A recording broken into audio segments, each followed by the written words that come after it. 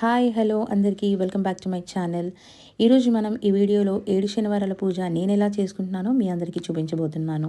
ప్రొద్దున్నే నిద్ర లేవగానే తలంటు స్నానం చేసుకొని ఇల్లంతా శుభ్రం చేసుకొని ఎక్కడైతే మనం పీఠం పెట్టాలనుకుంటున్నామో అక్కడ పీట పెట్టుకొని ఇలా ఎల్లో కలర్ క్లాత్ పరుచుకొని దానిపై కొన్ని బియ్యం పోసుకొని ఈ విధంగా ఉంచుకోవాలి. అలాగే ఏ ఫోటోనైతే మనం పెట్టుకోవాలనుకుంటున్నామో ఆ ఫోటోని నీట్గా ఇలా క్లీన్ చేసుకొని దేవునికి బొట్లు అలాగే గంధం బొట్లతో అలంకరించుకోవాలి. ఈ విధంగా స్వామివారికి ఎంతో ఇష్టమైన తులసి ఆకులతో పువ్వులతో కానీ మనం బాగా అలంకరించుకోవాలి. ఈ విధంగా ఉంటుంది అలంకరించుకున్న తర్వాత.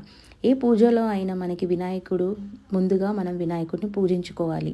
అలాగే అభిషేకం చేసుకోవడానికి వెంకటేశ్వర స్వామి అయినా నారాయణుడు విగ్రహమైనా పెట్టుకోవాలి.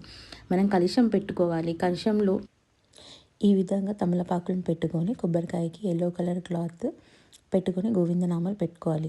ఈ విధంగా అమ్మవారి విగ్రహమైన పసుపుతో చేసిన అమ్మవారైనా సరే పూజించుకోవాలి.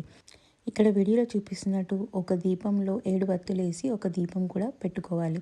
మనం ముడుపు కట్టుకుంది కూడా పీఠంలో పెట్టుకొని పూజించుకోవాలి.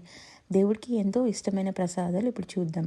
వడపప్పు, బెల్లం పానకం, నువ్వులు ప్లస్ బెల్లంతో చేసిన లడ్డూలు, అలాగే స్వామివారికి చూపించాల్సిన దీపాలు, పిండితో చేసిన దీపాలు వెలిగించుకున్న తర్వాత స్వామివారికి దీపాలను కూడా నైవేద్యంగా చూపించాలి. వెంకటేశ్వర స్వామికైనా నారాయణుడి విగ్రహంకైనా మనం ఇలా పంచామృతంతో అభిషేకం చేసుకోవాలి. నేను ఈ విధంగా 7 శనివారాల పూజ చేసుకున్నాను. మీలో ఎవరైనా పూజ చేసుకోవాలనుకుంటే మనకి పూజ స్టోర్లో దొరికే బుక్ సహాయంతో పూజ చేసుకోవచ్చు. మరి నేను అప్లోడ్ చేసిన వీడియో కూడా మీకు ఉపయోగపడుతుందని ఆశిస్తున్నాను.